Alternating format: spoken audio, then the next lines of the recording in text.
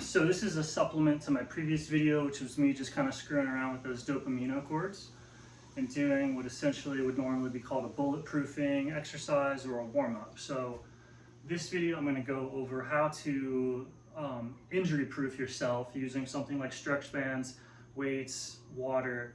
I mean, really, it's just a way of being, right? It's just a way of being. When you're bulletproofing yourself, it's like throw out the ideas of like, the weird, bizarre superstitions that people have around like how they think they're stressing their muscles to get physiological adaptations and stuff like that. Like if you start to feel what's actually going on with your consciousness and how your consciousness is creating your body, the vast majority of exercise science and other stuff just seems like bizarre superstitions. Because any sort of science that you have, any sort of health care, wellness is fundamentally based on the physician's, the foundational experience of how they're experiencing their body, right? Whenever you go to a healthcare provider, or whenever you're doing any sort of therapy, the provider or the expert or somebody has this, this fact tree of knowledge that they've accumulated from study. That's all riding on their experience of their mind-body connection and how they perceive or not their awareness turning into consciousness, right? And this, you can sit here and look at this. You can look at this phenomenon of how your mind or how your perception, how your body is like manifesting, creating the world, and that manifestation or that creation, that mental image that you're creating is tied to a physical reality, and it's like deep. It's just a lifetime of study. It's not anything that crazy. Everybody's kind of in it, and you can sit there and look at it, and you can learn it to a deeper and deeper level, and kind of like start to understand and see like, oh, this mental activity causes this, or this is how that's connected to that. And one of the more interesting things is how the will connects to movement, how it moves the body through space. And so this is just coming at it from a slightly different angle than what you're normally going to get, because I have a different experience of self. I've looked at it in a different way. So when you're bulletproofing yourself, you're trying to avoid injury. Like I'm going to think, like when you think bulletproof, it's like what happens when things get out of control. And so what you're trying to do is you're trying to make it so that things never really get out of control with the body. So some aspects of bulletproofing would just be like, don't move that way because you're losing control and you're potentially going to snap a ligament, right? What you want to do with bulletproofing is like the same way. So you can grab those dopamino bands and be moving them around, and suddenly I have this feeling of elasticity in the rubber, right? Because I'm holding rubber, I'm suddenly feeling elasticity in my body. I could feel elasticity at any moment. Like right now, I can feel elasticity, right? When I'm grabbing and stretching the rubber bands, it's very easy to feel elasticity. And so elasticity is one of the best ways to feel if you're trying to like bulletproof something, because the nature of how it's pretty connected, it's loose, it's supple. And so elasticity, that feeling elastic while you're doing everything else is the thing that kind of like bulletproofs you or gives you certain attributes. So you can grab those dopamino bands, and what you're doing when you feel elastic is that if you really feel elasticity, then elasticity permeates your consciousness, and it's like you're entering into the field of elasticity. As you feel elasticity, basically as you feel anything, as you feel it, you're entering into a field of it. And so if you can sense that field, as long as you're sensing it, right? The activity of sensing the field, sensing, perceiving elasticity is being in elasticity. And so you're using the bands to make it very, very, very easy to feel elasticity. You go, where is it? Ah, it's right there. Okay, it's right there, obviously. And I also see how there's elasticity in every part of my body. And so as you feel elasticity in every part of your body, you'll start to feel everything connected by or through that field of elasticity, the same way that if something was in water, it's connected to every other part of itself and everything else through the water. And so when you feel water, you're in a fluidic environment and your body's going to respond in a floaty way. And so when your body also has an elastic environment. A lot of the tissues are elastic. They are very much like rubber bands. And so when you hold bigger rubber bands, you go, ah, there's the feeling of elasticity. You'll find that everywhere wrapped in your body are parts emanating the feeling of elasticity into your fingertips, everywhere. So you find the big rubber bands, the big perception things outside of you, let you feel elasticity, perceive it. Once you're perceiving it, you realize that that perception is like an attunement, and so anything within your perceptual field, you can start to feel elasticity, especially if it's moving, right? If you're just standing there, you can't really tell that you're holding on to something elastic, but the instant you start moving those big dopamino ropes and you start to feel the elasticity of the rubber, you can go, oh, where is that in me? Right? Where is that in me? And eventually you can get so good at feeling elastic that you can feel elastic while you're doing a backflip, or while you're wrestling somebody, or while you're doing something else. You can feel elastic all the time. And that's the same as kind of like getting into a pool or a water of elasticity.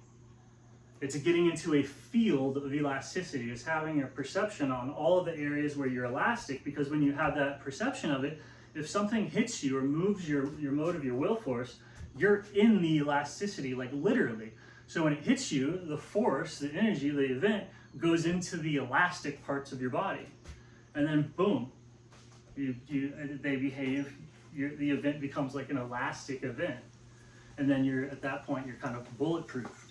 So you can use different things that'll cause, oh, there's elastic stuff, and you can start to look for, where's the elasticity in my elbows? Where's the elasticity in my spine? Where is the elasticity? And the more that you feel the elasticity, you can start to find, oh man, there's actually elasticity in the bones, like things that you thought had no elasticity. The more that you look for it, you can start to see like, oh, they actually are flexing, they actually are rebounding, and you can, once you're able to perceive that, then you're able to actually have it, like if you get hit or fall, that becomes part of the depth of your elasticity. And so the more and more elasticity you feel, the field gets denser and denser and denser, and that's a little bit like the water getting more and more and more and more and more. So like if you were in a field of water and it was only like this deep, that doesn't change things very much. You just go, oh, I'm feeling water, like no big deal. But once you're in enough water that you feel it up to your waist, you can like intentionally get down in it, and it radically changes how things work. Like when you're in the feeling of water, radically changes how things work. And if you get very deep into the feeling of water, you're drowning, you're floating, you're carried away, like all sorts of different things happen. And it's the same thing with different fields of the body. So when you're feeling the field of elasticity, it has a similar thing of like, oh, how much elasticity do I feel? Do I feel it in my ligaments? How do I have to stand to actually feel the elasticity? Do I feel it in my bones? Do I feel like my organs rebounding? And the more and more and more stuff that you feel is like, oh, when you get hit or when you shove, more and more of you is elastic. To where if you're feeling the elasticity of all the different parts of the body, the fascia, the bones, the organs, the bag, like the water in the bag, as you start to feel all that, just casually feel it. Once you notice it, feel it, and then you don't stop feeling it when you're in a physical event, like an altercation or something where things are kind of going unexpectedly. As that unexpected force enters into you, you're already in this field of elasticity, and so then like that's experienced as they also experience the elasticity when they touch you. And so this is true for all sorts of different types of fields, right? Like if you're in a field with water, like if you're up to your head in water, there's no way anybody's ever going to touch you without getting wet. Like there's other, you could pick up a field of anything and know that there's, and by field I mean perception.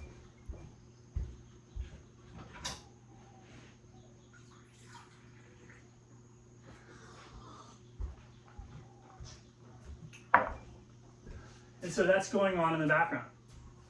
And that feeling, like if somebody doesn't feel strong, they're not strong. Like if you don't feel, like when people have pain or a joint or something like that, there's just some deeply, deeply obvious thing not being felt.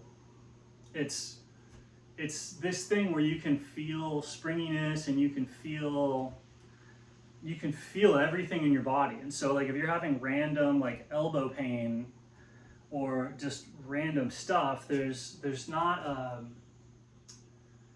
specific exercise. There's something that's going on where you have to feel an attribute about your body that you're not feeling, because you need that feeling to survive or to function correctly. Like you need to feel a little bit of elasticity. Like if you stop feeling elastic, that's, like now that I'm looking at it, that is pretty much old age or fatigue, is when you're not feeling elastic. And it's the same thing of like not feeling the water, the fluid nature of your consciousness, because then you're not floaty, right? And it's like, let's look at, what is will? Like where do I have volition?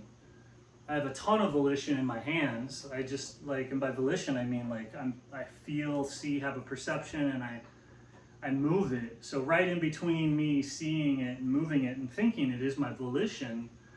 Very strong volition in my hands, right? But there's volition everywhere. Once I use my hands to tune into it,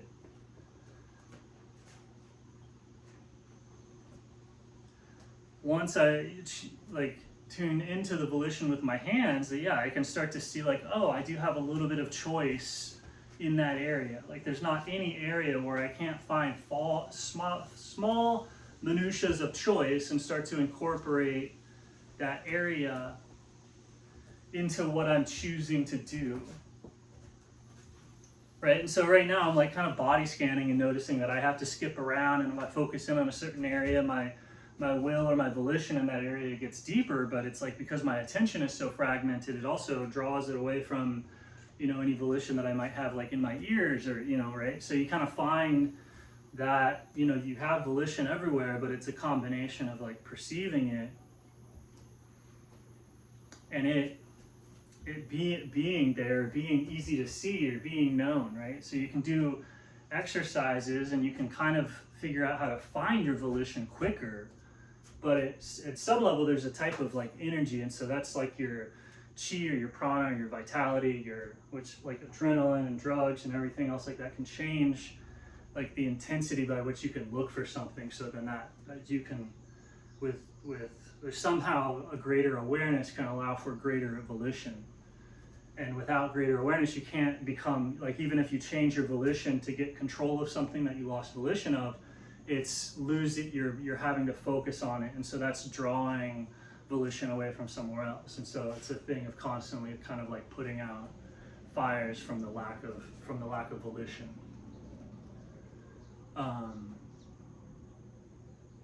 So it's kind of best to just not be doing very much. That's another way to bulletproof the body, is to just, and instead of going around trying to like control, you go around and finding volition and then just stopping. Then you don't have to like check on it anymore. So there's nothing going out of control, and then you can kind of, turn off all the volition, and then you're only having to worry about like one thing, or maybe do things in such a way that you can pay attention to all of it all at once. And that's just overly explaining like everything I'm saying should be common sense, just said, I don't know, from the same standpoint of like what you would normally, like what you would want to hear from an analytical medical perspective, right? There's other perspectives that are like deeper and more nuance in this, and like less autistic. This is like definitely viewing the world in this abstract, scientific, mechanical way of even calling it perception, calling it awareness, calling it whatever, instead of like Steve, you know, or calling it Jim, or calling it, right, at this intuitive level, knowing the name of something, the simple name of something is a deeper knowing and a less autistic knowing, but to abstract it and remove the person from the consciousness and just see it as consciousness lets you see all these different fields and currents and electricity, charge, will, positive, negative, yin and yang, and all that metaphysical autistic stuff of seeing the world as thing or as object rather than seeing the world as person, for lack of a better word.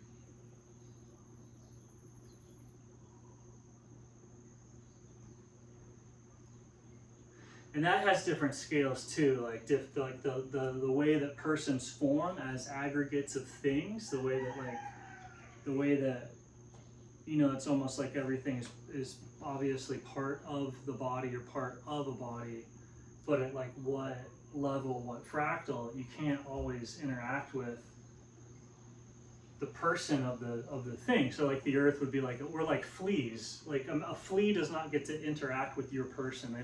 They might like kind of intuit your existence, but a flea is like living on a giant thing, and they just have to see it as like, oh, there's the dander that I eat, there's the thing that I eat. It's so all of that is object for the flea person, but all of that object stuff is the body of the giant, who, you know, has different goals and is radically different from that. So, you know, this is also kind of like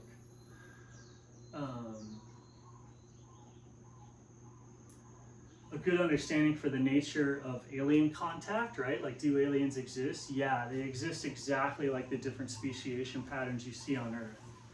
So it is the difference between fleas and giants and water snakes and eagles and sea slugs and Heinlein. Like, there's a big cacophony of differences and different object orientations. Like, to some animals are more on the people level and some animals are on the thing level, right? Some mountains are on the cosmic level and other mountains are on the human level, right? So a lot of times different sacred sites and different like gods and deities are things from a higher level taking a personal interest in a lower level, or vice versa, and those types of contacts are usually like crazy special, right? Like whatever a mountain is serving as the body for, imagine like when the mountain becomes there. It's like when a person becomes interested in cells, or when a person like when a person becomes a scientist or a studier or something of a different realm of being or a different type of consciousness.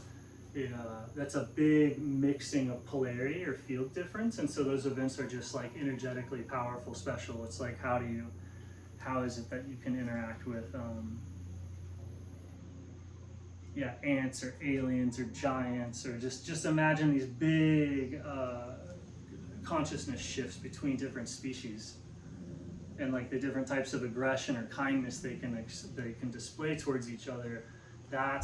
That's the complexity of outer alien society, because everything's fractal. So it's like the patterns that you see in this world are the exact same patterns that you'll see at all levels. It's all right here on this one realm. Like all the different fractal stuff that you see, going from like cells and atoms to the planets and the different organisms, technologies, the different phyla and all that. All those have different interactions with each other. And so the dynamic of like this, and it's crazy when you get certain, like when people interact between any different level, like as when people like bring the energy of personness, right? So when people act towards the ants or the gods or the aliens or God or whatever. Like that's the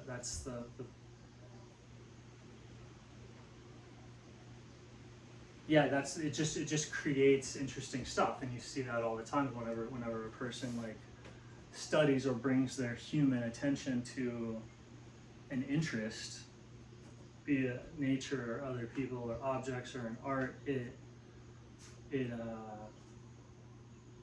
What does that do? It just, there's a big bridge. So you get lots of energy from that. So the other like systems, like it's not, this isn't even out there, I guess. It's like, it's even related to bulletproofing, because it's like, this is a normal thing in Kung Fu. A lot of different Kung Fu stuff, they'll channel deities or like connect these energies. Like you pray to higher gods, right? Like, why do you do that? Because you're doing a martial art. You're just fundamentally trying to bulletproof yourself and make it so that you don't get hurt. So just like you can feel the field of water, you can also like feel like these deities or these presences, right? So you can go to a church and feel the presence of God, and you go, it's really thick here, and then you can actually start to look and feel it everywhere. Everywhere that you look, you feel it. Just like everywhere that you look, you can feel elasticity. See, these tangents, they circle back around. Like, I'm not saying anything crazy, and it's not off topic. It's just, so you can go to any of these interactions, any of these different species, and you'll feel a particular way. And it's everywhere. And as you get everywhere, it picks up that field. So if you start to feel, this is why like you start to feel really bizarre. Like a lot of times if you do drugs or you just feel weird, you'll start to have UFO encounters. Like just weird stuff will start happening to you, and that's from the perception of weird. So like if you start seeing weird stuff all the time, you're perceiving it, and so that field gets denser and denser and denser and denser. And then that's also hell and heaven. It's like, well, what's beautiful, what's awesome? It's like, it's like, go there, go find it, look at the sunset. And it's like, well, okay, that's there in the sunset, obviously, just like elasticity is there in the band's obvious, but where is the beauty in the sunset? If I look, it is there, it is there, it is here, it is everywhere.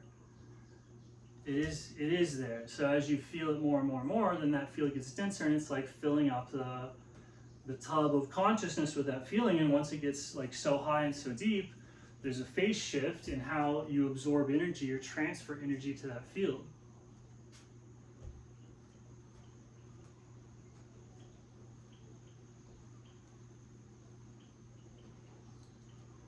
So this is everything. This is worship, this is training, this is yoga.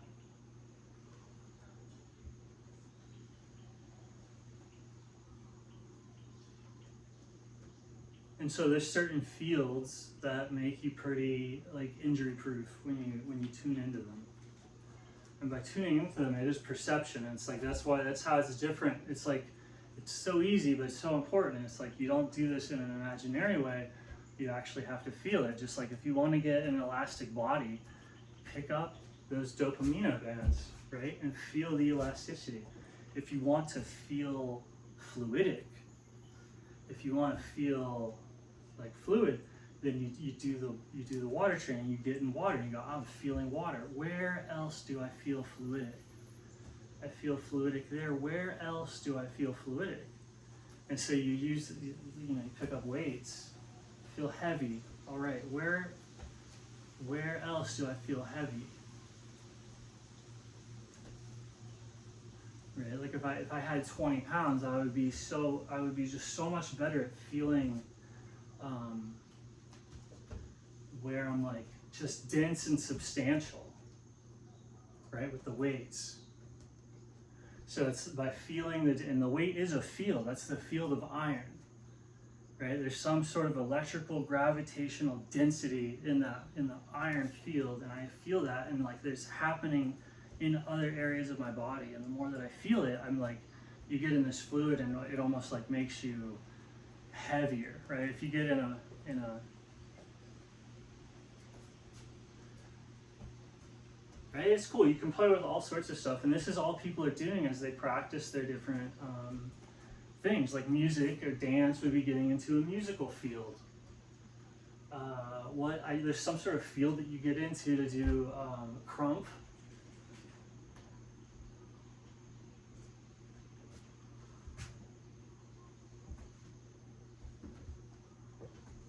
And it's the same field, but in different cultures or different movement programs, like everybody's moving in a particular way. It starts the consciousness, or it starts the field moving with a current, so that makes it more intuitive or easier to practice certain movements because the field's doing the movements. So you just kind of like go to the circus academy, or you just go to the swim camp, or you go to the performing arts studio just to get a feeling of really what they're doing. And then once you have that feeling, you go, where am I doing that? Like, where am I doing that?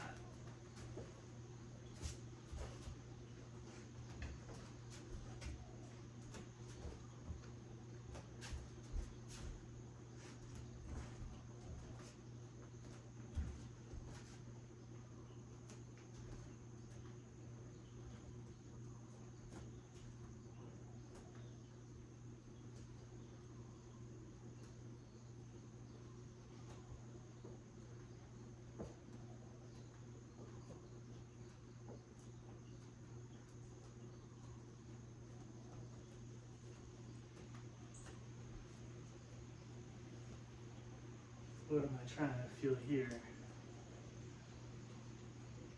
Yes, fluid.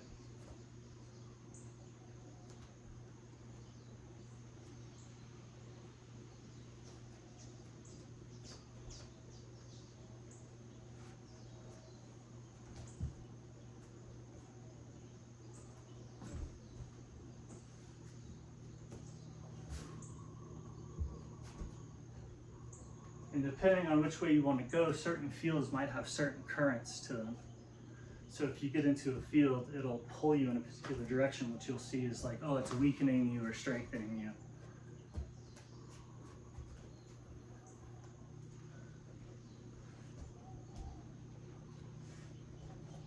Like if you have strong depression or strong elation, either one of those states means that you're spiraling out of control. Like depression might feel like you're not going somewhere, but that's just because it's like the opposite of what you want. So is elation. Both of them are like fundamentally like, since they're taking you so strongly, what you want is to like just be right there, and being right there would take you out of the field of those things. So getting it to where your life is like on a like, oh my God, I'm manifesting, I'm elated, this is so good, that is just as toxic of a mental condition, and this is related to bulletproofing, right, as the extreme depression. Both of those things are a loss of control that result in injury. So you can kind of use that understanding to get out of both of them, to realize that in depression, you're not any worse off than the guy that's like just absolutely elated that you're envious of. And it's like the people that you truly do want to be, or the direction that you would want to go, is people that you have a hard time noticing, people that you kind of have a hard time respecting, especially if you want the elation. The people that'll actually make you feel better won't have that draw. And it's the same with the depression. It just won't have any effect on either one of them. Because it's not the motion, it's not even bringing the motion to an end, it's the substance of motion. Okay? You can intellectually understand this right now, but good luck.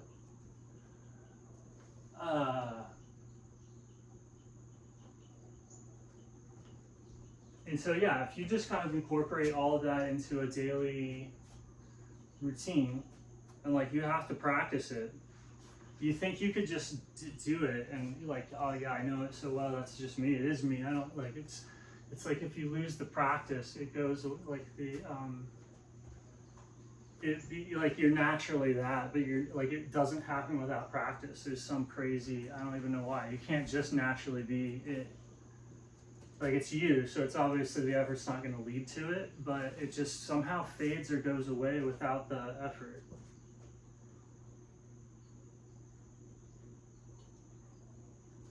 In my experience.